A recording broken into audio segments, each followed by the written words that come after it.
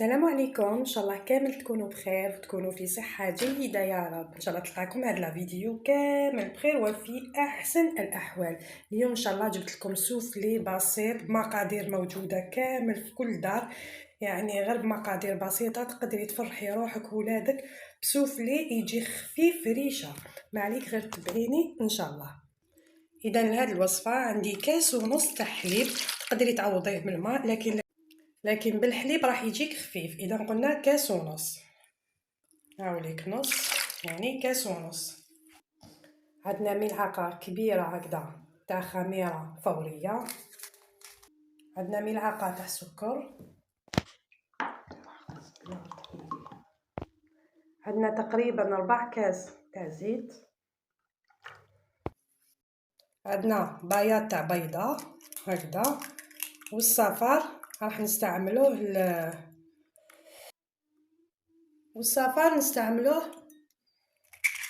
ندهنوا به.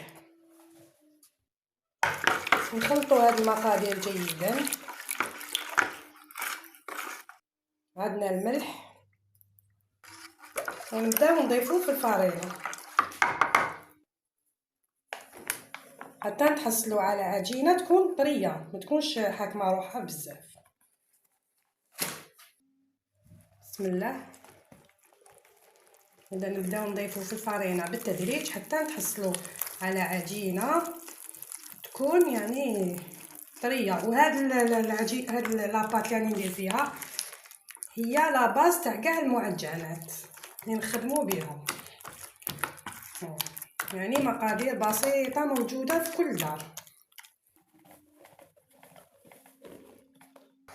اذا هاوليك القوام اللي نتحصلوا عليه، عجينه شوفوا كيفاش تكون طريه بزاف، تكون تلصق في اليد. اذا نحطوا العجينه في لو بلون دو طرافاي ونبداو ندلكو فيها شويه، ندلكوها تقريبا 5 دقائق.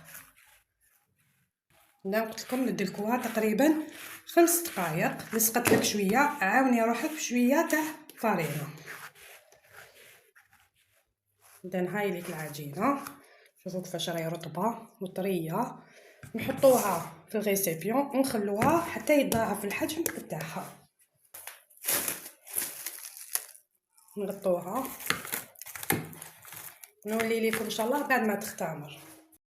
اذا هاي ليك لاباط تاعنا بعد ما خمرت ندي غازيو لها كامل هذيك الخميره بهذه الطريقه. نحطوها فوق لو بلون دو طرافاي ونبداو نخدمو في لي سوفلي تاعنا. هنا نديرو دي بولات صغار هكذا،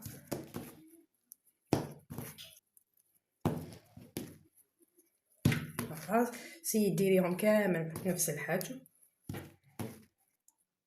اذا نبداو نبوليو فيهم هكذا، نصيمو فيهم. هايليك الحجم انتي واش تحبي السوفلي تاعك صغير ديريه، تحبي كبير، دونك سا ديبون الحجم انتي اللي تتحكمين فيه بهذه الطريقه. اذا انا نكملهم بهذه الطريقه ونولي لك ان شاء الله. اذا نبداو نخدموا السوفلي ديالنا بشويه استعانه بشويه فرينه. شوفوا الحبه تاع السوفلي كي ريحت، العجينه كي ريحت كيفاش دارت لنا دوك النبابل، يعني عجينه رائعه ناجحه. نبداو نحلو الحبه ديالنا، نحلوها على شكل دائري هكذا بهذا الشكل. سيي تحليها على شكل دائري بهذه الطريقه.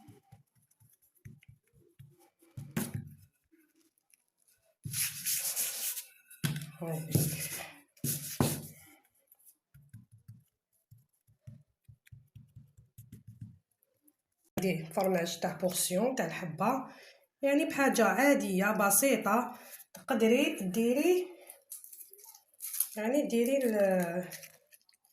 لي سوفلي بلا ماشي شرط حشو يكون يعني يكون غالي، ولا ديريها تقريبا تحت الوسط. وقلبي الحبه تاع السوفلي تاعك وغلقي الاطراف جيدا بهذه الطريقه. من بعد تحبي ديري بالفرشيطه، تحبي تضفري بهذه الطريقه انتي، لكن اختيار. تحبي تضفريها ولا تحبي ديري بالفرشيطه بهذه الطريقه. نحطوها في سنيوه. اذا نحطوها في سنيوه تكوني درتي فيها بابي ونروحو نخدمو واحده اخرى.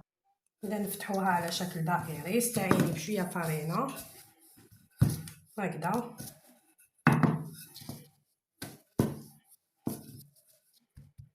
طريش الفرينه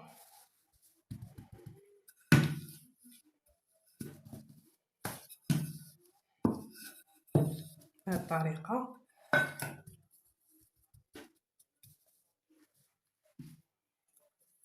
هنا عندي الفرماج تاع الحبات هادوك تاع الفراك، حاجه بسيطه تقدري ديري بيه السوفلي تاعك، تقدري ديري وجبه يعني ماشي شرط الحشو يكون فيه اللحم والدجاج.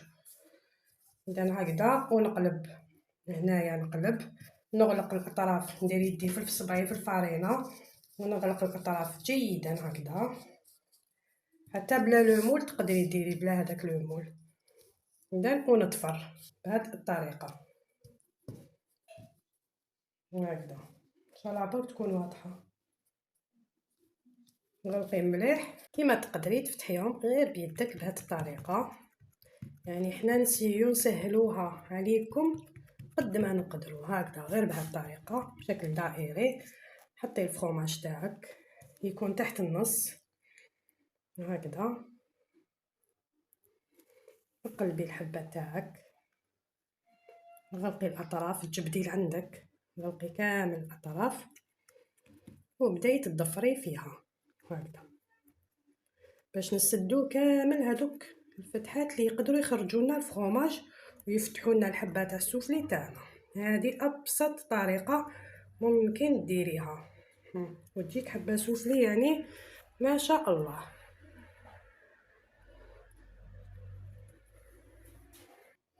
اذا انا هنا عندي صفار عفوا تاع حبه بيض، ضفت له شويه حليب هكذا، نروحو ندهنو كامل هاد لي سوفلي تاعنا بهذه الطريقه بهذا الشكل. يعني هذاك الحليب راح يعطي لها احمرار هذاك تاع البريوش